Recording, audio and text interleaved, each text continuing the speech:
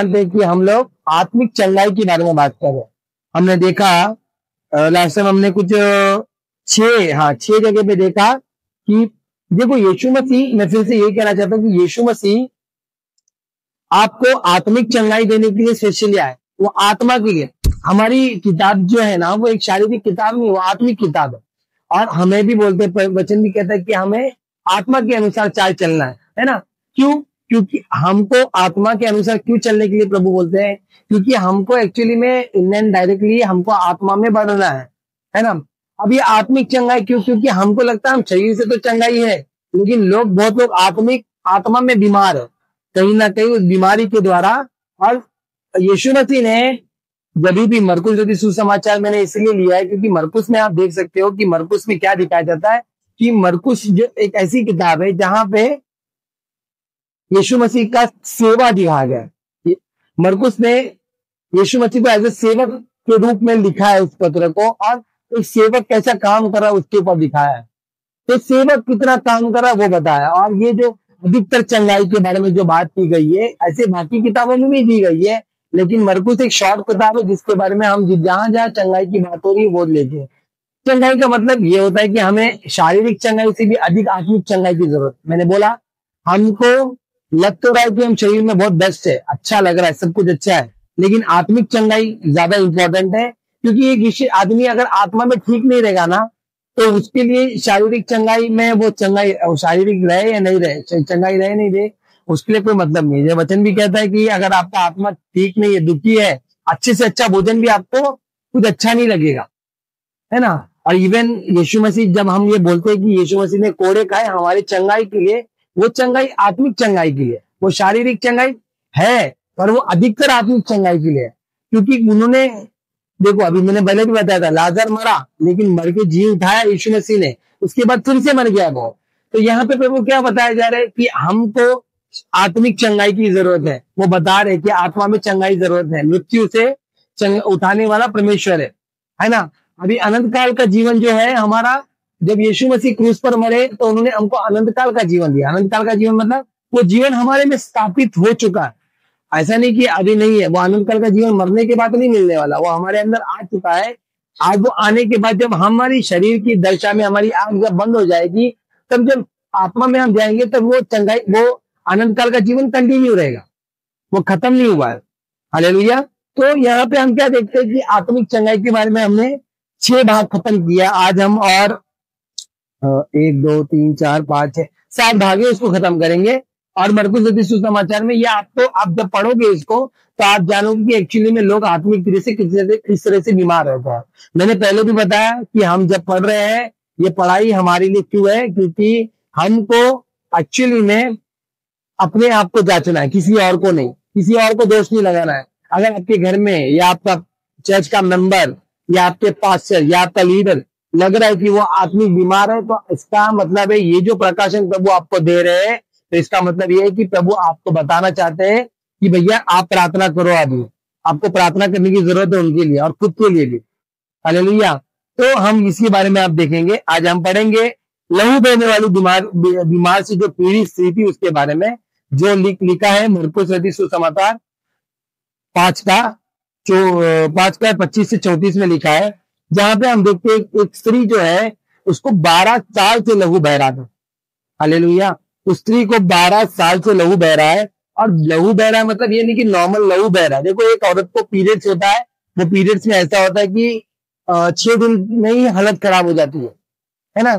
6 दिन में हालत खराब हो जाती है। और वो हालत खराब होने का कारण ये क्योंकि सिस्टम दिया है कि उनके अंदर से जो लहू बहता है, लहू बहने के द्वारा वो कमजोरी पाती है, उसके अंदर उसका पेट बहुत दर्द करता है, क्रैम्प आ जाता है, पीठ दर्द करता है। तो ये चीजों के बारे में। अब ये क्या, ये मनुष्य के अंदर भी ऐसा होता है? देखो, हाँ, ये होता है।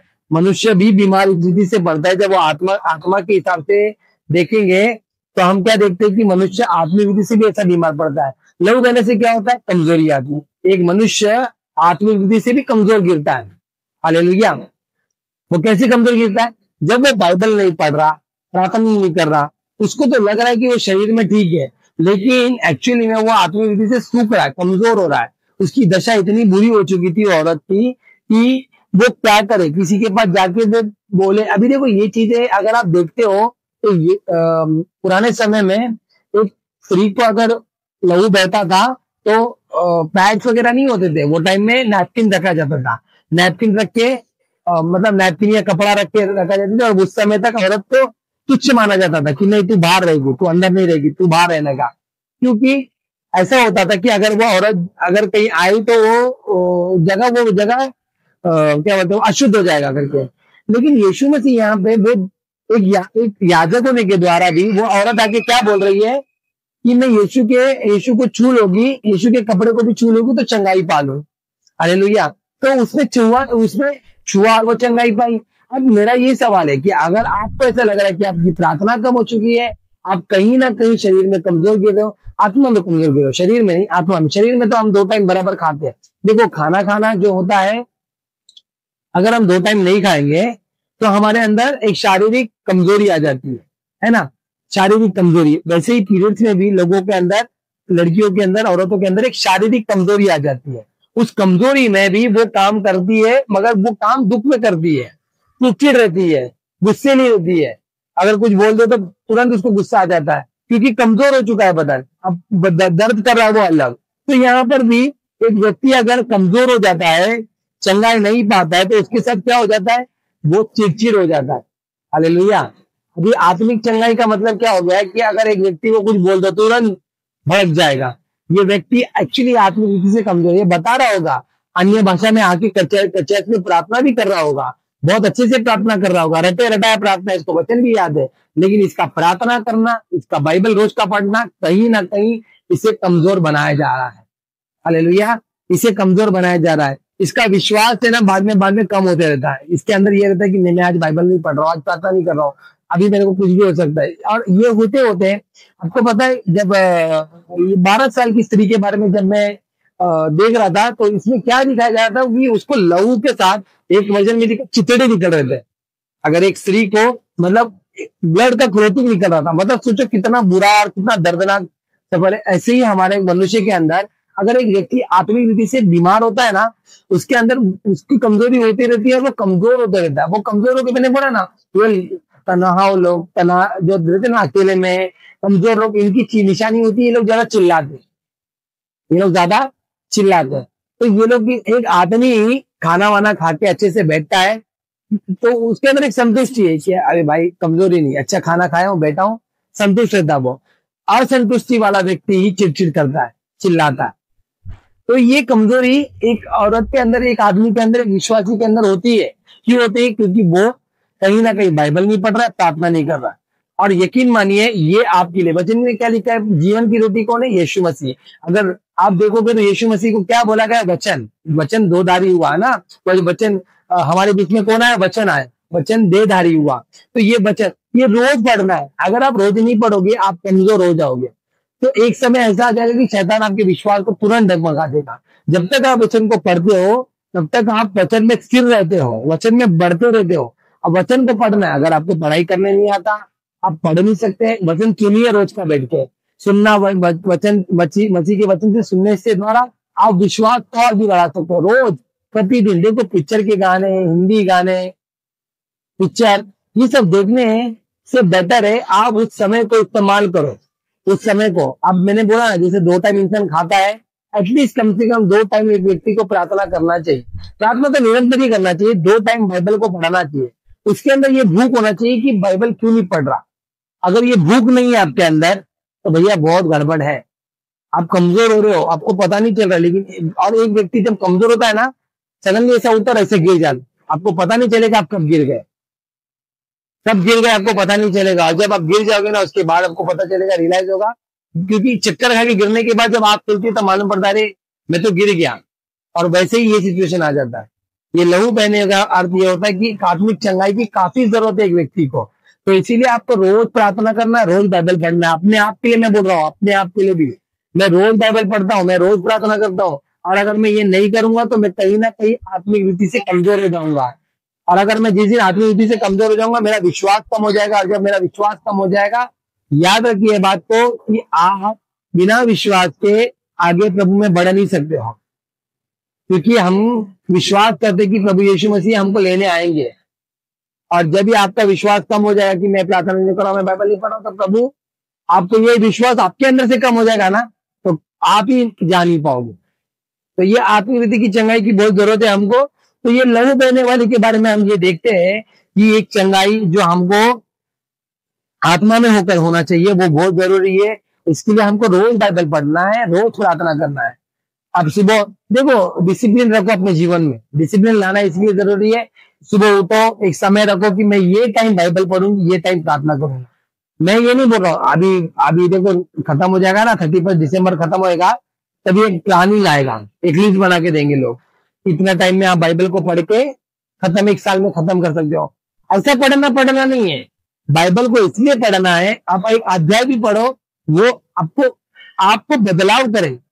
हम बोलते हैं ट्रांसफॉर्मेशन के लिए नहीं आए, हम कहीं के लिए आ रहे? हाँ, हम क्यों आए हैं? अपने आप को बदलने के लिए। बाइबल हम इसलिए पढ़ते कि अपना बदलाव हो। हालेलुया। वचन क्या कहता है? तुम आत्मा में बलवंत होते जाओ। प्रभु और उसकी शक्ति में बलवंत होना है। इफिसियों की किताब में लिखा है, प्रभु और उसकी शक्ति में कैसे बलवंत होगे? जब आप वचन को पढ़ोगे, आप उससे प्रार्थना करोगे, आप वचन के द्वारा प्रभु को जब आप पढ़ोगे, आप प्रार्थना करोगे, तब बलवंत हो पाओगे। वरना लहू बहना, ये लड़की, ये औरत को 12 साल से लहू बह रहा था, उसने विश्वास किया और उसने हाथ वस्त्र को छू के चंगाई पाई। आज मैं आपको बोलना चाहता हूँ, अगर आप बीमार हो, शरीर में कमजोर हो, सॉरी आत्मा में कमजोर हो, प्रभु के एक वस्त्र को छू ले और चंगाई पा लोगे। और रोज प्रार्थना करिए, रोज वचन को पढ़िए। हालेलुया। चलिए आगे हम देखते हैं, यारू की मृत्यु की बेटी के बारे में लिखा गया। तो यीशु मसीह जब जैसे कि देखते हैं हम कि लहू बहने वाली व्यक्ति जब जा रहे थे, तो ये लहू बहने की बात हुई थी। लेकिन यहाँ पे हम क्या देखते हैं कि यारू की जो बेटी है वो मर जाती है। आप देखो, ये मरने का मतलब मैंने पहले भी आपको बताया था कि एक आदमी आत्मा में मर जाता है, मृत्यु हो जाता है उसका, है ना। आप लोग जानते हो कि हम जब विश्वासी लोग मर जाते हैं तो हम मरते नहीं है, हमको क्या बोला जाता है? सो गया, वो प्रभु में सो गया। क्यों सो गया? क्योंकि वापस उठने वाला है, वापस प्रभु में मिलेगा। लेकिन मरना आत्मा में, कभी कभी आपने ना कुछ व्यक्तियों को देखा होगा अपने सपनों में कि बोलोगे ना, वो लोग को मरते हुए देखा होगा। जब आप किसी को मरते हुए देख रहे हैं, इसका मतलब वो आत्मा में मरने वाला है या वो मर चुका है, मतलब उसका शरीर प्रभु से रिश्ता खत्म हो चुका है। हालेलुया। प्रभु से रिश्ता खत्म हो चुका है। और ये व्यक्ति जब अगर मर रहा है, इसका मतलब है कि कहीं ना कहीं उसका वचन पढ़ना है, इसका प्रार्थना करना है, इसका व्यक्तिगत रूप से प्रभु के साथ जो रिश्ता है वो खत्म हो गया है। अभी इसके लिए आपको प्रार्थना करना है। या अगर आपने अपने आप को भी देखा है मरते हुए, तो प्रार्थना करिए। मृत्यु नहीं है हमको। देखो हम लोग है ना, मरकुस 5:38 में 40 में देखो क्या लिखा है।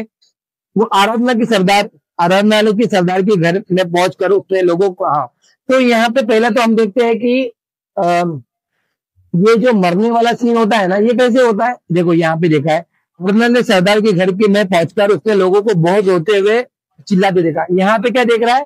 यायूर की बेटी मर गई है और उधर बैठ के कौन लोग क्या कर रहे हैं? रो रहे, चिल्ला रहे, मर गया मेरी बच्ची मर गई, है ना। आते ना हमारे घर में भी जो लोग मरते हैं तभी चिल्ला के आते, अरे मर गई मेरी बच्ची, मेरी प्यारी सी बच्ची, फूल सी बच्ची। या फिर अपने आप को गाना भी गाते लोग मरते मरते। यूपी साइड में लोग गाना गाते हैं ना, आयो मरे गया भैया, ऐसे कुछ गाएंगे, पता नहीं क्यों गाते, लेकिन गाते। रोने वाला विलाप गीत होता है उनका, तब ये लोग गाते। अब ये लोग क्या दिखा रहे हैं? लोग दुख दिखा रहे हैं। देखो अभी मैं आगे देखो क्या लिखा है। वो रोते हुए चिल्ला देखे और उसने भीतर, यहाँ पे तब उसने भीतर जाकर उनसे कहा, तुम क्यों हल्ला मचाते हो और रोते हो? लड़की मरी नहीं परंतु सो रही है। अभी यीशु मसीह ने वहां पे क्या बोला? लड़की क्यों चिल्लन चाली कर रहे हो, हल्ला मचा रहे हो? लड़की मरी नहीं, सोई है। उतने में परंतु उसने सब, जब वो ऐसे बोला तो 40 में लिखा है, वो उसकी हंसी करने लगे। मतलब समझ आ रहा आप लोग को? ये लोग कौन लोग है? ये लोग नौटंकी बात हो। ये ऐसे लोगों को इग्नोर करना है हमको। हालेलुया। ऐसे लोगों को इग्नोर करना है। आपके जीवन में ऐसे लोग होते हैं आपको बोलने वाले, आपके कलीसिया में भी बहुत लोग ऐसे लोग रहेंगे जो आपको है ना बोलेंगे। वो आपको दिखाते वो कुछ अलग है, लेकिन वो होते कुछ अलग है। अब यहाँ पे वो रो रहे हैं, तुरंत उसने बोला कि वो मरी नहीं, रोई। इधर आशा होना चाहिए कि एक याजक आया है, एक नबी आया है, वो जब बोल रहा है तो जिंदा करेगा, लेकिन वो लोग हंसने लगे। आप समझ रहे हो? आपके जीवन में भी ऐसे लोग होते हैं। देखो मैं आपको एक बात बता रहा था, इसीलिए वचन कहता है कि श्रापित है वो मनुष्य जो मनुष्य पे भरोसा रखे। आपके जीवन में अगर आप कभी मृत्यु, मतलब बोलते हैं ना, आत्मिक विधि से मर रहे हो या खराब हो रहे हो ना, आप लोग क्या बोलेंगे जाके, सिस्टर प्रार्थना करिए, ब्रदर प्रार्थना करिए, मैं बाइबल नहीं पढ़ पा रही हूँ, ब्रदर प्रार्थना करिए, मैं सुबह उठ के प्रार्थना नहीं कर पा रही हूँ। मेरे को एक बात बताइए, मेरे प्रार्थना करने के द्वारा प्रभु आपकी बात तो सुनेगा, लेकिन जब तक आप खुद के लिए प्रार्थना नहीं करोगे तो क्या कौन सुनेगा? आप मुझे बता रहे हो। अभी मेरे को किसी ने आके, सुलानी ने बोला कि जीजू प्लीज मेरे लिए प्रार्थना करो। क्या प्रार्थना करो? मैं सुबह उठ के बाइबल पढ़ना चाहती हूँ, सुबह उठ के रोज प्रार्थना करना चाहती हूँ, 1-1.5 घंटा प्रभु के ओर बिताना चाहती हूँ। ठीक है, मैं तो प्रार्थना कर रहा हूँ, लेकिन खुद प्रार्थना नहीं करेगी तो क्या होगा? मतलब आत्मा में मृत्यु है। हम यही लोग चिल्लम चाली कर रहे हैं। अब यहाँ पे क्लियरली बताया जा रहा है कि लोग जो चिल्लम चाली कर रहे हैं, क्या होता है, आप लोगों को बोलते हैं, लोगों को बोलने के बाद लोग आपको क्या बोलेंगे मालूम है? प्रार्थना करने के लिए वो लोग प्रार्थना करेंगे, उसके बाद जब भी आपको जिस दिन देखेंगे कि खुद तो उठ रही नहीं है और बोलेंगे मुझे प्रार्थना करके बोले, तो आपको 2 बार सुनाएंगे। हालेलुया। मतलब दिखावा। वो लोग, कुछ लोग अभी देखो व्हाट्सएप में प्रार्थना का निवेदन डाल, कितने लोग निवेदन का रिस्पॉन्स करते हैं? कम से कम लोग। कितने लोग आप बोलो मेरी तबीयत ठीक नहीं है, मेरे लिए प्रार्थना करो, ये अपने व्हाट्सएप के ग्रुप में डालो, चर्च के ग्रुप में। आप लोग को कितने लोग आके पूछेंगे आज से ठीक हुए क्या, मैंने आपके लिए प्रार्थना की? कनिष्ठ में गिन के 2-3 लोग रहेंगे। सब नौटंकी बात है। इधर आके हालेलुया ऐसा आत्मा में भरते हैं जैसे वो पवित्र आत्मा इधर ही आया, अभी उन लोग उठा लिए जाएंगे। सब नौटंकी बाज लोग है। इसीलिए ये लोग को देखो, मैं आपको ये बताना चाहता हूँ, श्रापित है मनुष्य जो मनुष्य में भरोसा रखे। अपने लिए प्रार्थना करो, आप आपके पास्टर को बोलो कि मेरे लिए प्रार्थना करें, मैं चाहती हूँ।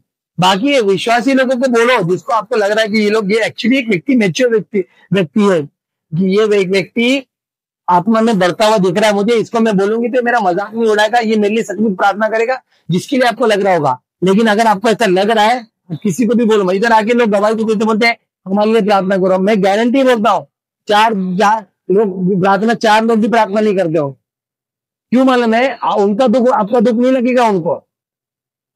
इसीलिए हर एक को क्लियरली ये बात बताना चाहता हूँ कि मैं, ये जो रहते हैं ना लोग, नौटंकी बाज लोग रहते हैं, आपको लोगों को लगता है ना कि देखो याहूह का बाप, जो उसका बाप था, वो ये लोग तो नहीं बोला प्रार्थना करने। उसने क्या किया? यीशु मसीह को पकड़ा, यीशु मसीह को बोला चल मेरी बेटी, आप भी, मैं यही बोलना चाहता हूँ, यीशु मसीह को पकड़े, यीशु के चरणों में जाए, उनको बोलो प्रभु यीशु मसीह आप मुझे चंगा करे। मेरे बच्चे लोग आत्मा में मर गए, प्रार्थना नहीं कर रहे, वचन नहीं पढ़ रहे, मेरा पति नहीं पढ़ रहा, मेरे घर में बाइबल कोई उठाता नहीं है। लोग बाइबल उठाते तो कलीसिया में आने के लिए और उससे पूछते और साथ लेकर करके लेके आते हैं। तो क्या करना चाहिए इस जगह पे? आपको उनके लिए प्रार्थना करना है। हालेलुया। आपको उनके लिए प्रार्थना करना है, उनके लिए प्रार्थना। बच्चे अगर छोटे हैं तो अभी मार पीट के आप उनको प्रार्थना करने के लिए, बाइबल पढ़ने के लिए अभी से आदत डालो, तो जाके वो आने वाले समय में बाइबल पढ़ने का आदत डालेंगे, वरना तो नहीं डालेंगे। बड़े होने के बाद परमेश्वर का वचन अगर जाता है ना, तो वो बच्चा अचानक में अच्छे से बढ़ने के टाइम में प्रभु उसको छुएगा। वचन जाने के बाद वचन काम नहीं करेगा, ऐसा है नहीं, क्योंकि वचन 2 बड़ी तलवार है भैया। वचन हथौड़ा है, वचन तलवार है, वचन आग है। तो वचन काम नहीं करेगा तो ऐसा होगा नहीं। वचन काम तो कंफर्म करेगा। आप बच्चे लोग को बोलेगा बैठो, बैठ के तो बाइबल पढ़ो। जितने भी घर में औरतें हैं, मैं आप लोग को बोलना चाहता हूँ, अपने बच्चे के साथ बैठ के बाइबल पढ़ो, आप माँ लो। क्योंकि माँ लोग के सामने देखो, बच्चा है ना, आप बच्चे को मारो, बच्चा आपको ही पकड़ के रोता है, मगर बाप जब मारेगा कभी भी वो आपको ही पकड़ के रोएगा। क्यों मालूम है? माँ से एक अलग लगाव है, बाप से इतना कोई लगाव नहीं है। बाप के आए गए ऐसा रहता है एकदम, माँ से एक अलग लगाव है। लेकिन कुछ बच्ची लोगों को अपने बाप से लगाव रहता है, हर एक को नहीं। बाप मार देगा तो, मगर पकड़ के माँ को रोएगी। तो इसीलिए मैं आपको बोलना चाहता हूँ कि जितने भी लोग हैं, बोलो क्या करिए, अपने माँ को पास, जितने भी लोग हैं ना, माँ लो, बच्चे लोग को बिठा के बाइबल पढ़ने के लिए बोलिए, पढ़ने के लिए बोलिए। आप लोग बैठ के पढ़िए, पति पत्नी बैठ के पढ़िए, साथ में पढ़िए। अगर अपने समय नहीं मिल रहा है, बैठ के देखो। पहले मेरी बीवी क्या करती है, बर्तन धोते धोते वचन सुनते रहती है। मुझे पता चल रहा है कि वो वचन सुन रही है, वचन सुनते रहती है हमेशा, कुछ ना कुछ उसको मैं देखता हूँ, गीत गाते रहेगी, वचन सुन रहेगी, मतलब वो प्रभु में पढ़ रही है। लेकिन लोग जो मर गए, पिक्चर का गाना सुन रहे, सीरियल देख रहे, फिल्म देख रहे, नेटफ्लिक्स में भाई शो पे शो चालू है, बिना नेट, एक तो समय को व्यर्थ समय को वचन कहता है समय को बहुमूल्य समझो। अभी एक नेटफ्लिक्स का सीरीज कितना मिनट होता है? 40 मिनट का, 45 मिनट का। मैं जब देखता था 50 मिनट का पकड़ के चलो, आपने वो 10 एपिसोड देखा, 50 मिनट का मतलब 500 मिनट का एपिसोड देखा, तो कितना मिनट आपका? उतना मिनट आपने बाइबल पढ़ा कभी? प्रार्थना किया कभी? मतलब आप मौत को पाना चाहते हो मगर जीवन नहीं चाहिए। आप घुमा फिरा के यही बात हो रही है। हालेलुया। तो यहाँ पे जब मृत्यु मतलब आत्मिक मृत्यु, एक व्यक्ति अगर बाइबल नहीं पढ़ रहा है, प्रार्थना नहीं कर रहा, वो आत्मा में मर चुका। इसके लिए पास्टर बोलते हैं उठो, प्रार्थना करो, बढ़ो, वचन में बढ़ो। अगर आप बाइबल नहीं पढ़ोगे, मैं आपको एक बात बताना चाहता हूँ, शैतान है ना सीए के समान फाड़ खाने को तैयार बैठा है, फाड़ खाने को। यकीन मानो, पतरस को क्या बोला? यीशु मसीह को क्या बोला पतरस ने?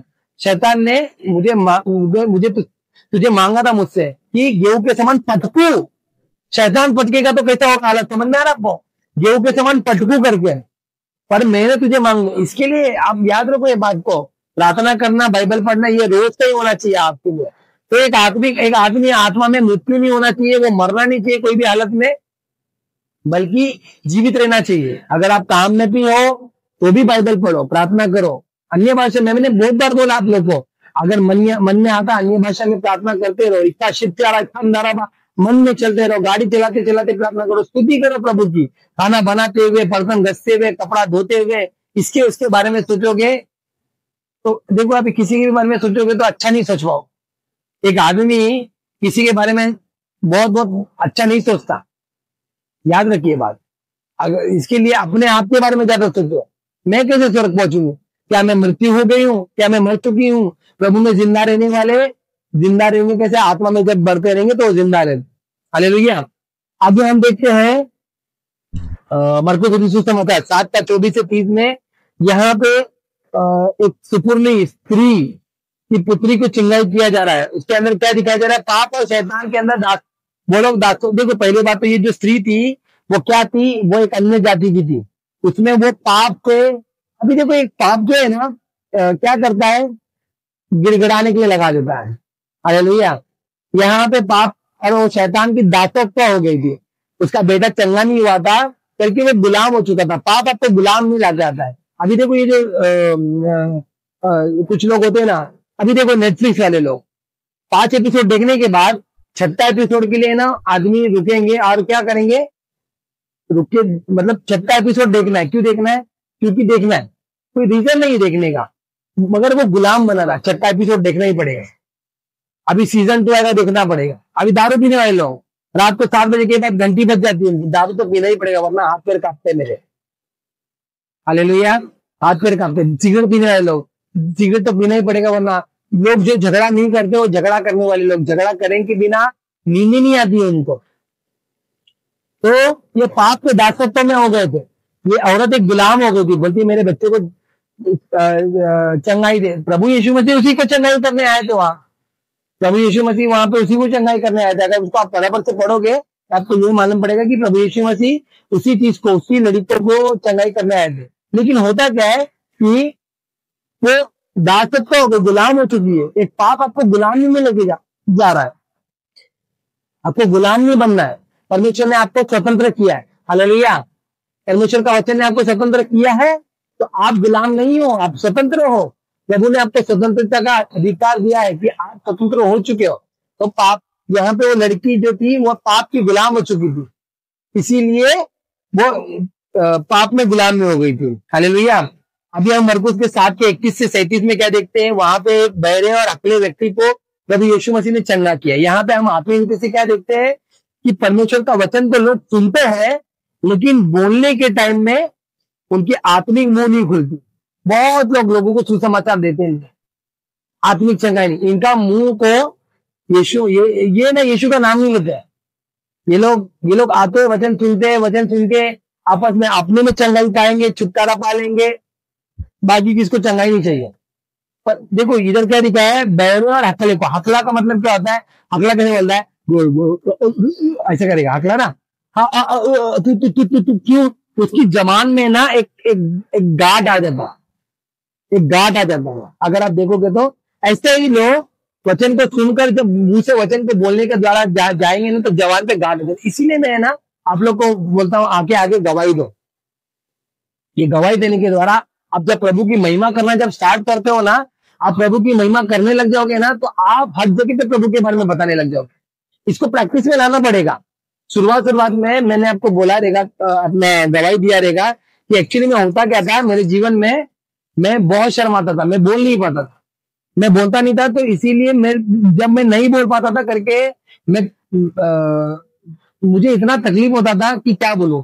जिस दिन पहली बार मैंने इधर खड़े होकर वचन दिया था, डर के वचन दे रहा था, मैं डर गया था। 5 मिनट के लिए पास्टर ने बोला था मुझे वचन देने के लिए कि आप वचन दो 5 मिनट के लिए, भजन संगीता से वचन उठाओ, भजन संगीता में 5 मिनट में मैंने वो भजन संगीता भी बराबर पढ़ा नहीं और बोला भी ना, चले गया। क्यों? वो टाइम आत्मिक चंगाई नहीं हुई है। हालेलुया। सुन तो रहा हूँ वचन, वचन को पाल रहा भी हूँ, बोलते ना चल, वचन पे चल भी रहा हूँ, लेकिन आत्मिक चंगाई नहीं है। बोलने का मतलब क्या है? मेरी जुबान को गांठ मार दिया है शैतान ने कि मैं यीशु के बारे में किसी को प्रचार ना करूं, किसी को बोलूं नहीं। लेकिन जब प्रभु यीशु मसीह की चंगाई आती है तो जुबान से हर समय में उसकी महिमा होने लग जाती है। हालेलुया। देखो, एक व्यक्ति जब यीशु को पाता है, उसके वचन क्या कहता है? चक्के देखो प्रभु भला है। जिस दिन आप चख लेंगे ना, उस दिन प्रभु की भलाई को बोलने में कभी रुकेंगे ही नहीं। अपने बाप को, अपनी माँ को, अपने परिवार को, अपने दोस्तों को, अपने रिश्तेदारों को, अपने भाई पड़ोसी को, हर एक को प्रभु के बारे में बोलेंगे। अब देखो, लोग बोलते हैं ना धर्म परिवर्तन करा है, लोग आके बोलते हैं क्यों यीशु के बारे में। अरे भैया, हम तो बोलेंगे, तुम हमारी जबान को काट लो, फिर भी मुंह से, वो मन से, दिल से प्रभु की महिमा ही निकलेगी। हालेलुया। तो हमको कितना भी कोई कुछ बोल दे, लेकिन हमारा परमेश्वर जो है उसके बारे में बोलने के लिए शैतान कहीं ना कहीं हमारा जुबान को गांठ मार देता है। उसके लिए भी हमको एक आत्मिक चंगाई चाहिए। बहुत लोग देखो दवाई नहीं दे पाते, डर जाते। दवाई क्यों नहीं देते? वहां जाके क्या बोलूंगा? जबान को गांठ लगा हुआ है भैया, आपको शैतान ने गांठ मार के रखा है। आत्मिक चंगाई की जरूरत है, आपको प्रार्थना करिए। प्रभु, अभी बहुत लोगों को सुसमाचार नहीं देते। क्यों नहीं देते? मैं कुछ बोल दूंगा तो क्या होगा, मैं कुछ बोल दूंगा तो क्या होगा, मैं कुछ बोल दूंगा तो, कुछ बोल दिया तो। अरे भैया, आपके मुंह पे जबान शैतान ने गांठ मार के रखा है। ये प्रभु ने क्या बोला? जाओ, सुसमाचार दो, चेले बनाओ। प्रभु का आदेश है, ये आज्ञा दिया है प्रभु ने। अब उस आज्ञा को पूरा करना किसको है? हमको है।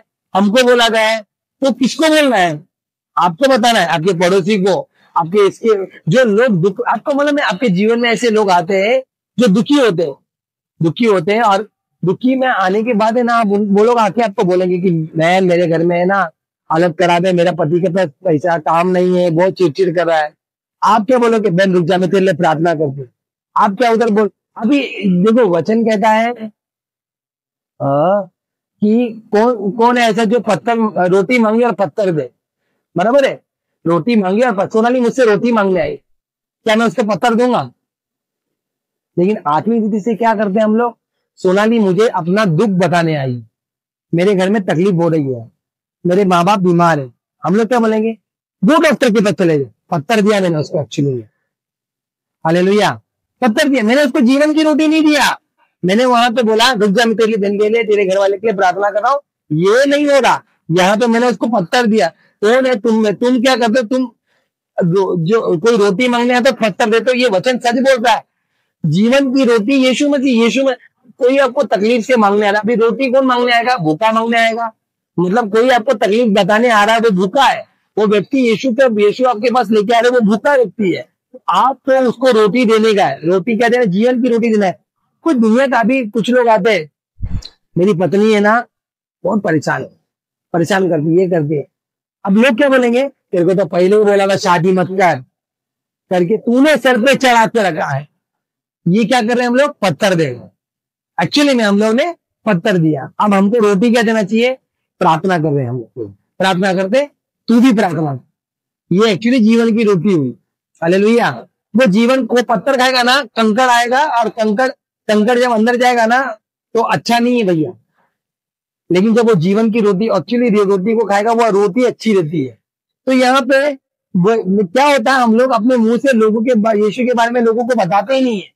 तो यार हमारे सामने तो हम लोग यीशु के बारे में प्रचार ही नहीं कर रहे, हम सुन तो रहे। कलीसिया में बहुत लोग, मैं सबको बोलता हूँ, कलीसिया में एक व्यक्ति, आप लोग अपना निर्णय लो कि एक जन को सुसमाचार सुना के लेके आए करें, तब यीशु के बारे में लेके आए। आप तो करोगे नहीं, प्रभु ही वो काम करने वाला है। आपको क्या लग रहा है? आप बहुत अच्छा बोलते हो, कभी लोग आप अच्छा नहीं बोलते हो, मुंह से हकलाता। कितने लोग के उसके पीछे हैं? पूरा इज़राइल को लेके निकला है वो, हकला होके इज़राइल को लेके निकला है वो। अब अभी आपके पास क्या है? एक्सक्यूज है, क्या एक्सक्यूज है? क्या बहाना मारोगे? बहाना मत मारो। आपको यहाँ पे परमेश्वर ने मैं बोल रहा हूँ ना, ये जबान को गांठ लगा के रखा है शैतान ने, तो इसके लिए भी आपको आत्मिक चंगा जबान पे प्रभु को बोलो कि मेरी जबान को खोल को, ताकि आपकी महिमा के लिए इस्तेमाल करो। गाली तो तुरंत निकलेगा, बुराई करे तुरंत निकलेगा, लेकिन सुसमाचार देने, यीशु के बारे में बताने, प्रार्थना करने, ये नहीं निकलता हमारे मुंह से। आत्मिक चंगाई की जरूरत है। हालेलुया। आगे देखिए, हम क्या देखते हैं? अंधे व्यक्ति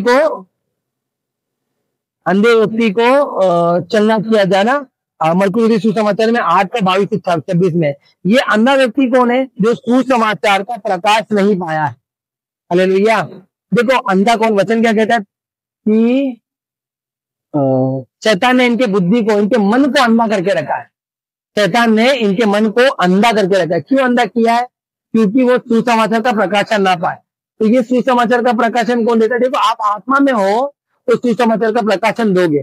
जैसे वो क्या बोलता है वो, उसका नाम क्या, स्त्री जो थी, वो एरिया का नाम नहीं याद आ रहा है, जो 5 पति पाली थी, क्या नाम था उसका? सामरी स्त्री ने जब सुसमाचार को सुना, उसने क्या बोला? जाके क्या बोला लोगों को? जो जो मैंने किया ना, उसने सब कुछ बता दिया। लोगों को बुलाई, भीड़ हो गई उधर। यीशु मसीह को वो इतना सुसमाचार देके लोगों को बुलाए। आज बहुत लोग ये जो अंधे लोग हैं, ये लोग ने यीशु मसीह के प्रकाशन को पाया नहीं है।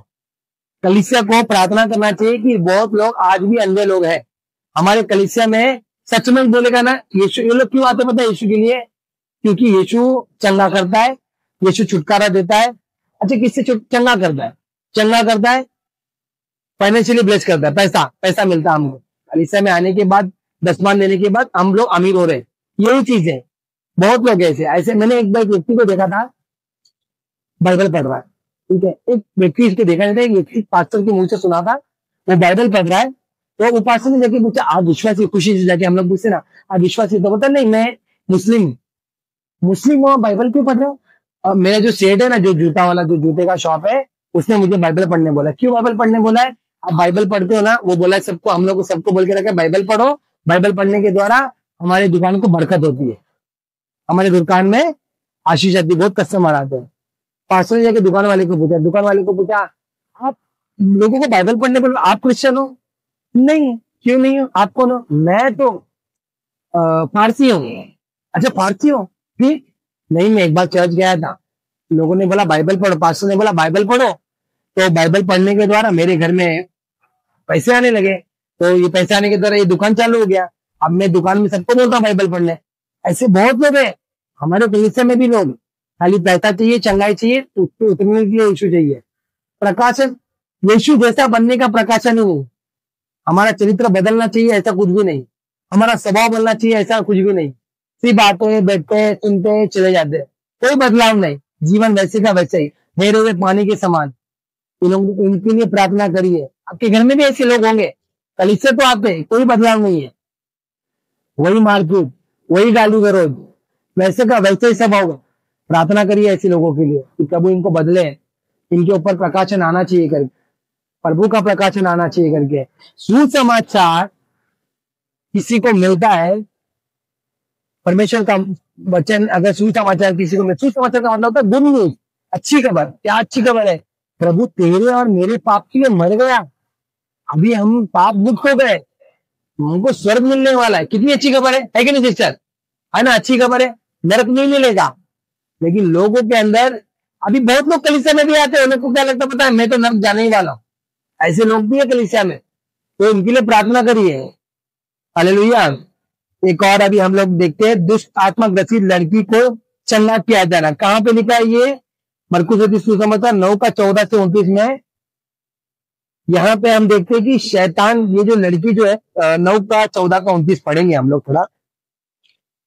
9 का यहाँ पे एक बालक, यहाँ पे दिखाया गया है कि लड़के को, सॉरी लड़की नहीं, लड़के को यहाँ पे ये भी दुष्ट आत्मा क्या करता है? गुंगे आत्मा, इसके अंदर गुंगे। देखो 17 क्या लिखा है कि भीड़ में से एक ने उसे उत्तर दिया कि हे गुरु, मैं अपने पुत्रों को जिसने गुंगी आत्मा समाई है तेरे पास लाया था, जहां वहां उसे पकड़ते हैं वो उसको पटक देती है और वो उसके मुंह से फन भर लाता है और दांत पीसता है और चूक जाता है। हम देखते हैं ना ऐसे मिर्गी लोग, आने वाले लोग, ये क्या है ना, शैतान शैतान ने इनके ऊपर राज्य कर दिया है। हालेलुया। फल ला रहा है, ये गुंगी आत्मा, ये बोलते ही नहीं है।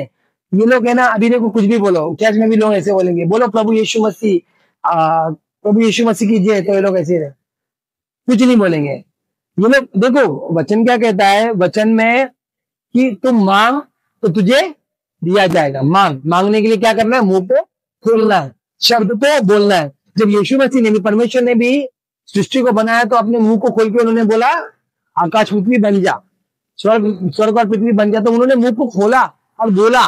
वैसे ही हमको मुंह को अंगीकार करके बोलना है। ये लोग लेकिन क्या करते हैं, दुष्ट आत्मा ग्रसित लड़का, ये जो क्या था, इसके मुंह पे इतना वो हो गया था कि इसको उठा के पटक, मतलब पूरा राज्य अभी ये देखो, पटकने का मतलब होता है कि एक व्यक्ति, शैतान उसके उसमें इतना राज्य कर रहा है कि वो उसके बस में नहीं है, वो खुद में नहीं है, वो खुद में नहीं है, वो खुद में नहीं है, और ऐसा काम कर रहा है वो, और उसके मुंह से फेस निकल रहा है। तो जो कितना बुरा हालत होगा उसका, मतलब वो अपने जीवन में वो खुद कुछ क्या कर रहा है वो नहीं जानता, उसकी सिचुएशन इतनी बुरी चल रही है। और यहाँ पे आत्मवृद्धि से भी ऐसे लोग होते हैं जो लोग चंगा ही नहीं पाए, जो लोग है ना ठीक हो जाते हैं, वो लोग आते, बहुत लोग देखो, आपने बोला ना कलीसिया में आते पीछे बैठेंगे, पीछे से निकल जाए। ये लोग को क्या है ना, ये लोग और आके बाद में क्या है, वही जीवन है, 6 दिन का जो जीवन है, 2 घंटे के लिए आलप आते हैं, 2 घंटे के बाद ये लोग निकल जाते हैं। ये लोग का जीवन बदलता ही नहीं है। ये लोग का राज्य, आपके घर में भी ऐसे रहेंगे जो है ना बगावत करते हैं लोग। ये लोग बहुत, इनके लिए प्रार्थना बहुत करना है, आपके विरोध में खड़े होते हैं, पटक देना, मतलब आपके विरोध में। देखो आपकी चर्च में, अपने घर चर्च की बोल रहा हूं मैं, अपने घर में देख लो, कोई ना कोई एक व्यक्ति परमेश्वर के राज्य, आप चर्च जा रहे हो के ना, अभी मेरे पापा का देख लो, मैं जब दारू पीता था उनको चलता था, सिगरेट पीते हुए उन्होंने मुझे देख लिया, कभी मारा नहीं लेकिन मुझे, हालेलुया, कभी मारा नहीं मुझे, ठीक है, कभी मारा नहीं उन्होंने मुझे। और कुछ भी, हर चीज, मतलब हर गलत काम, मारा मारी कर रहा हूं उनके सामने, मैंने कितने लोगों को मारा, गाली दिया, मेरे मामा को मारता था मैं, मतलब सब गलत काम कर रहा हूं, लेकिन कभी रोक टोक नहीं। जिसका उनको पता चला ये व्यक्ति ने प्रभु को स्वीकार किया, इनके अंदर एक अलग सी जलन आ गई, एक अलग सी गुस्सा आ गया। ये लोग ने, वो मेरे को इतना विरोध खड़े हो गए कि वो ये कहते थे कि अगर मैं मर भी गया ना, ये लड़का मेरे चीते को, मतलब मेरा जो लाश होगा आग नहीं देगा, लिख के रखा था उन्होंने। ये शैतान है ना, उनके उसमें राज्य करता है, आपको हालत कर। देखो ये जो बाप था वो देख के आ रहा है, बाप बता रहा है कि सिचुएशन ऐसा चल रहा है, तो ऐसे लोग हैं आपके जीवन में। अभी बहुत लोग देखो, ये जो लोग जो बाहर के लोग हैं, ये लोग भी देखो, ये लोग आत्मा में बीमार है। अच्छा मेरे को एक बात बता, एक व्यक्ति बुरे से अच्छा बन रहा है, क्या गलत है? कुछ गलत है क्या? नहीं। आ रहा है चर्च में, आ रहा है, प्रार्थना कर रहा है, एक सिद्ध होते जा रहा है। पहले के समय में, न्यू लाइफ में ऐसा होता था कि लोग जेल में जाते थे, जेल में 5 लोग जाते थे, सुसमाचार देते थे, हॉस्पिटल जाते थे, सुसमाचार देते थे, लोग प्रार्थना करते थे, लोग चंगाई पाते, लोग विश्वास करने लग जाते थे, लोग दारू सिगरेट छोड़कर प्रभु में आ जाते थे। अच्छी बात है ना, आपके घर में दारू सिगरेट छोड़कर लोग आ रहे हैं, दारू नहीं पी रहा, आदमी बदलते जा रहा है, लेकिन दूसरे लोगों के अंदर जलन क्यों आ रही है? क्योंकि शैतान उनके अंदर काम करता है। हालेलुया। ये शैतान का काम है, वो आपको गिराने के लिए, आपको बोलने के लिए। एक दिन मेरे मामा मर गए, तो उनका जो भी था रीति रिवाज हिंदू तरीके से हुआ। मैं गया, मैं जाने के बाद मेरे पापा ने वहां पे चिल्ला के क्या बोला पता है? कि ये अभी हिंदू हो गया, ये अभी क्रिश्चियन हो गया, इसको क्या बुलाया? ये ना सबको ऐसे बुला रहे, बोल के बता रहे, ये तो क्रिश्चियन हो गया। अब वहां पे जितने भी लोग थे मुझे ऐसे देख रहे थे, तुच्छ इंसान की तरह। अच्छा, मतलब हुआ मोहियत पे, वो भी आए, मैं भी आया हूं, तो नॉर्मल बात। लेकिन हो क्या रहा है, लोग तुच्छ क्यों मान रहे हैं? क्योंकि पापा को गुस्सा है, पापा ने बोल दिया। और ये ऐसे लोग होते हैं जो आपके खिलाफ खड़े होते हैं, इनके लिए प्रार्थना करो। ये लोग आत्मिक रीति से इनके ऊपर इनके ऊपर शैतान का राज्य आ चुका। ये लोग परेशान करते हैं आपको। एक व्यक्ति, ये आदमी बाप क्यों परेशान था? उसका बेटा पटक रहा है, उसके मुंह से फन निकल रहा है, परेशान है उसका बाप। हालेलुया। उसका बाप परेशान है और बोल रहा है कि मेरे बेटे को चंगाई दे करके। तो आत्मिक रीति से भी चंगाई पाने के लिए, देखो मैं आपको एक बात बताना चाहता हूँ, जो मसीह के जितना विरोध में खड़ा होता है ना, वही जाके उतना ज्यादा मसीह से प्रेम करता है। इसके लिए ऐसे लोगों के लिए, जितने लोग आते हैं ना खिलाफ आपके खड़े होते हैं ना, ये आरएसएस वाले, इनके लिए रोज प्रार्थना करो। मैं तो बोलता हूँ, ज्योति शर्मा और कौन कौन लोग हैं, सबके लिए प्रार्थना करो, परमेश्वर का हृदय बदलेगा। पौलुस को बदला प्रभु ने। ये लोग कौन सी खेत की मूली? पौलुस मर्डर करता था, ये लोग तो मार रहे हैं ना, लाफा मार रहे हैं, चर्च को आके रोक टोक कर रहे हैं, प्रार्थना की सभा में आके रोक टोक कर रहे हैं। वो पौलुस को मरवा देता, सिग्नुस को मरवाने का काम सबसे बड़ा हाथ पौलुस का था वहां पे। तो अगर इतना मैटर होने के बाद भी प्रभु पौलुस को बदल सकता है, तो ये लोग कौन है? हालेलुया। तो परमेश्वर, मैं बोलना चाहता हूँ कि ऐसे लोगों के ऊपर जो शैतान का राज्य इनके ऊपर जो हुआ है ना, इनके लिए प्रार्थना करो। ये लोग को भी आत्मिक चंगाई की जरूरत है। आज अभी लास्ट देखेंगे हम, अंधे बेरतमाई को चंगा किया जाना, जहां पे मरकुस देवी सुसमाचार 10 के 46 या 52 में लिखा है। तो यहाँ पे हम क्या देखते हैं, एक पाप जो है अंधापन और भीख मांगने को लगा। क्या करता था बेरतमाई? भीख मांगता था। हालेलुया। एक व्यक्ति अगर सुसमाचार नहीं पाया है, प्रकाशन, देखो अभी मैं आप लोग को बोलता हूं कि आप अगर मसीह में होना तो आप किसी के सामने हाथ नहीं फैलाओगे। क्या लिखा वचन, क्या बोलता है? प्रदाओ यहोवा चरवाए मेरा, मुझे कोई घटी नहीं। घटी नहीं है मतलब प्रभु आपकी घटी नहीं पूरी। हम एक मनुष्य की जीवन में उसकी जरूरत क्या रहती है पता है? ज्यादा से ज्यादा 3 टाइम का खाना और 2 टाइम का 2 जोड़ी कपड़ा, 2 से 3 जोड़ी कपड़ा। आपको इससे अधिक मिला है, परमेश्वर ने दिया है, लेकिन फिर भी हमको लोगों के सामने ये मांगने की जरूरत है, ये दे दे, वो दे दे। अभी अगर परमेश्वर आपको कुछ देना चाहता है, देखो अंधापन क्या हो गया ना, आपने ना परमेश्वर के वचन को जाना नहीं। जिस दिन आपकी आंख खुलेगी ना, तो उस दिन आप स्वर्ग के राज्य की चीजों को जान जाओगे ना, तो आप है ना इस संसार की चीजों को तुच्छ समझने लग जाओगे। एलीशा जो था, जब फिलिस्तीन लोग उसको मारने आए थे, गेहजी आके बोलता है कि देख पूरी तरह से हमको घेर लिया है मारने वाले। क्या किया एलीशा ने? आत्मिक आंख को खोला। हवा का क्या हुआ था? आत्मिक जो उनकी आंख खुल गई, बोला कहता आत्मिक आंख नहीं, आत्मिक आंख को खोलना है हम।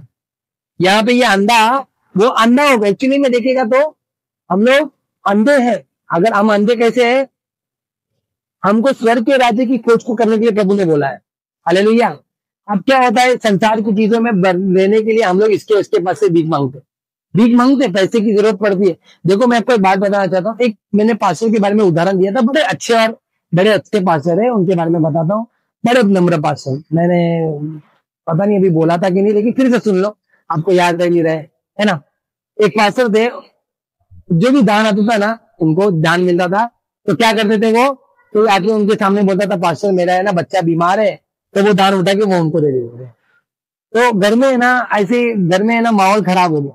पत्नी बच्चे बड़बड़ करने लगे, अरे भैया ये क्या करते हो तुम, ऐसे करते रहोगे तो लड़की है तुम्हारी, शादी करनी है उसकी, पैसा जमा करना चाहिए, ये करना चाहिए, वो करना चाहिए। पर पास्टर का क्या है भाई, पास्टर बड़े जो वो कि जरा उनको ऐसा लग जाता था कि ऐसा करना चाहिए, तो वो करते थे। तो दूसरे पास्टर ने, थोड़े वो अमीर पास्टर थे, तो उन्होंने क्या किया, वो पास्टर ने बोला कि एक काम करो। आज के समय में 50 साल पहले, मेरे को लगता है 50-60 साल पहले, उनको 10,000 रुपए दिया। 10,000 उस समय में बहुत कीमत हो गया कि तेरी बेटी है, अभी तेरी बेटी की शादी होने वाली है, तो ये 10,000 रुपया रख, 10,000 रुपया रख, और बाद में जब तेरी बेटी की शादी होगी, इसको दान नहीं करना। पास्टर ने बोला इसको दान नहीं करना, इसको मैं जानता हूँ तेरी आदत कैसी है, तो दान वान मत करना। ये मेरे को प्रभु ने बोला ये 10,000 रुपए तेरे को देने के लिए तू रख, अपनी बेटी की शादी करना। प्रभु ने बोला 10,000 रुपए देने के लिए, बेटी की शादी के लिए नहीं बोला, लेकिन ये पास्टर ने अपने मन से बोल दिया कि बेटी की शादी के लिए रख कर। पास्टर वो उसने पास्टर ने लिफाफा लिया, आए रास्ते में मिलते मिलते एक औरत मिल गई उनको, विश्वासी, बोली पास्टर मेरा बच्चा है ना अभी आईसीयू में है, बहुत बीमार है, कम से कम 10,000 रुपए की जरूरत पड़ने वाली है, ऐसा वैसा। पास्टर के मन में वापस आया आगे, पास्टर ने उठा के 10,000 रुपए दे दिया। घर में जब मालूम पड़ा तो पत्नी और बच्चे ने इतना चिल्लन चाली किया, लेकिन पास्टर बोले अभी मैं क्या करूं, प्रभु देगा। लेकिन एक बात, पास्टर ने वो परमेश्वर ने उस बेटी की, उसकी बच्ची की शादी बहुत धूमधाम से की। हालेलुया। प्रभु ने, मैं क्या बताना चाहता कि ये व्यक्ति स्वर्ग के राज्य की चीज को देख रहा है। अंधापन क्या हो गया अभी? अंधापन, वो विश्वास होना चाहिए हमको। अंधापन अभी इधर इधर हमको क्या लेना, हमको फ्रिज लेना। फ्रिज लेने के लिए क्या करेंगे? कर्जा लेंगे, ईएमआई करेंगे। देखो आप एक घर लेने जा रहे हो, आप घर लेने जा रहे हो, अगर ईएमआई पे भी लेने जा रहे हो, परमेश्वर से प्रार्थना करो कि प्रभु मैं ईएमआई पे लूं क्या नहीं। अगर प्रभु आप बोलते हो मैं लूं, क्योंकि बोझ प्रभु को दो। वचन क्या कहता है कि अपना बोझ मुझ पर डालो, है ना। तो हमको क्या करना है? बोझ प्रभु पे डालना है। तो प्रभु अगर बोल रहे हैं आपको कुछ लेने के लिए ईएमआई पे, इस पे पर, प्रभु कभी भी आपको ये नहीं बोले कि जाए वो इंसान से 10,000 रुपए ले ले, कभी भी नहीं बोलेंगे। मैं आपको हमेशा बोलता हूँ, एक विश्वासी को किसी से पैसा मांगना नहीं चाहिए, और एक विश्वासी को पैसा देना भी नहीं चाहिए। ये पैसा रिश्ता खराब करता है। हालेलुया। वो पैसा रिश्ता खराब करता है। इसीलिए आपके मन में आता है ना, तो दो। वो अगर आपको आके बोलता है कि मेरे लिए प्रार्थना करो, प्रभु आपके मन में डालता है, तुरंत दे दो, 1 मिनट भी सोचो मत। लेकिन वो अगर मानता है तो पैसा, तो मैं तो बोलता है पैसा रिश्ता खराब करता है। मैंने पहले भी बताया था, ये पैसा है के अंदर एक डिमोनिक शक्ति है, एक शैतानी शक्ति है, जिसकी वजह से आपको परेशान करेगी वो। तो ये अंधापन क्या होता है? अगर आप वचन को आपके अंदर वचन का प्रकाशन नहीं है, तो वो भीख मांगने को लगा। आत्मिक वो भीख, इसके लिए भी आत्मिक चंगाई की जरूरत चाहिए। हालेलुया। आपकी बेटी की शादी हो, आपके बेटे की शादी हो, आपके घर की शादी हो, आपके घर को लेना है, आपको मोबाइल लेना है, आपको फ्रिज लेना है, आपको कार लेना है, आपको बाइक लेना है, प्रभु से प्रार्थना करो और मांगो, प्रभु देंगे। यकीन मानो, वो देता है ना, प्रभु जब देता है ना, उसमें दुख मिला कर नहीं देता। जो परमेश्वर देता है ना, अभी मेरे को जब सैलरी आती थी और ईएमआई कटता था तो थोड़ा दुख होता था, लेकिन प्रभु ने हमको बहुत अच्छे से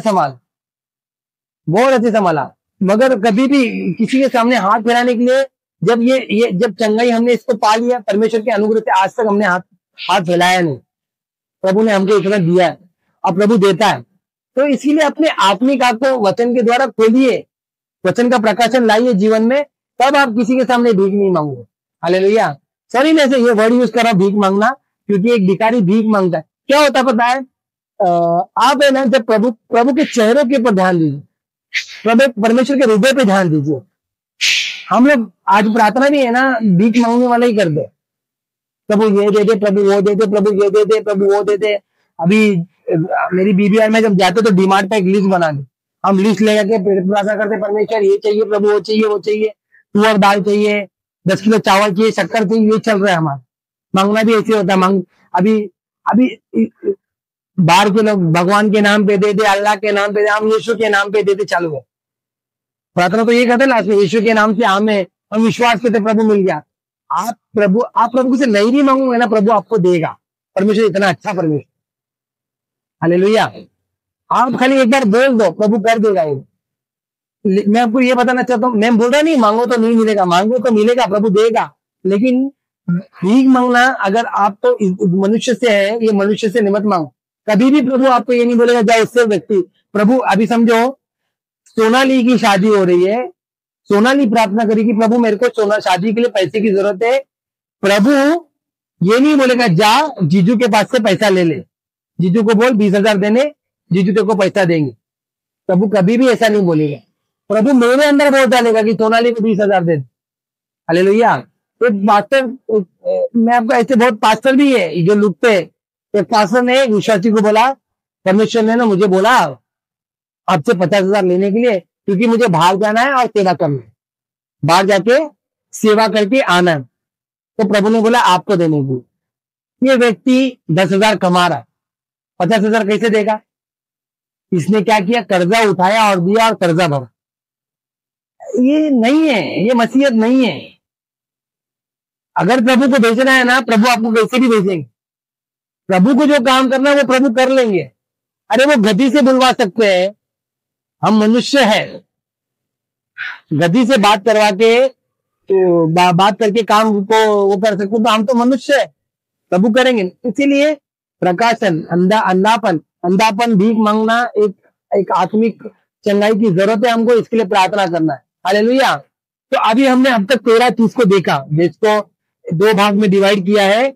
तो मैं आपको ये बोलना चाहता हूँ, पहला जो भाग अगर आपने नहीं देखा, मैंने यूट्यूब पर डाला नहीं है, मैं इसको डालूंगा, तब आप देखिए जरूर। पार्ट 1 और ये पार्ट 2 है, आत्मिक चंगाई के द्वारा। आत्मिक चंगाई की ज्यादा जरूरत है। मैंने अभी भी फिर से मैं बोलना चाहता हूँ, यीशु मसीह, मेरे पास्टर एडवर्ड ने मुझे बताया कि उनके कोड़े खाने से हम चंगे हुए। हम आत्मिक चंगाई की बात कर रहे थे, इसीलिए आत्मिक चंगाई की ज्यादा जरूरत है। हमको प्रभु मरा हमको आत्मिक रीति से अनंत काल के जीवन को देने के लिए। इसीलिए शरीर की चीजों के ऊपर ध्यान मत लगाओ, आत्मा पे ध्यान लगाओ। हालेलुया। मैं विश्वास करता हूँ आज का वचन के द्वारा प्रभु ने आपसे बात किया। हमको आत्मिक चंगाई की जरूरत है। अगर कहीं पर भी आपके अंदर ये लग रहा है कि ये घटी है, आप प्रार्थना करिए। कहीं पर भी ये लग रहा है कि आपको आपके परिवार में ये घटी है, आप प्रार्थना करिए। कहीं पर भी आपको लग रहा है कि कलीसिया में ऐसे लोग हैं, आप प्रार्थना करिए। प्रार्थना करिए, जज मत करिए, न्याय मत करिए, दोष मत लगाइए, क्योंकि हमारा काम ये दोष लगाने का, हमारा काम ये न्याय करने का। ये हमारा परमेश्वर है, जो परमेश्वर ने आपको दलदल कीचड़ से निकाला है ना, उसको भी निकालेंगे। ठीक है, चलिए हम प्रार्थना करेंगे। स्वर्गीय पिता, हम धन्यवाद करते हैं आज के वचन के द्वारा आपने हमसे बात किया। पवित्र परमेश्वर, कोटि कोटि धन्यवाद। आज का वचन हमारे आत्मिक चंगाई को होने दे मेरे परमेश्वर। कहीं पर भी हम यहाँ पे लैग कर रहे हैं, हम कमजोर है, तो प्रभु हमें चंगाई दे, हमें बलवान बना प्रभु, आत्मा में बलवान।